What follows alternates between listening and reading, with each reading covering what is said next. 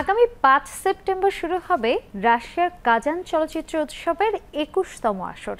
আগেই জানা গিয়েছিল এবারের উৎসবে জায়গা করে নিয়েছে বাংলাদেশের স্বল্পদৈর্ঘ্য সিনেমা the player of white pigeons এবং তথ্যচিত্র mighty Arfin in the time of floods. উৎসবে নতুন করে যুক্ত হয়েছে বাংলাদেশের আরেকটি সিনেমা মাস্তুল।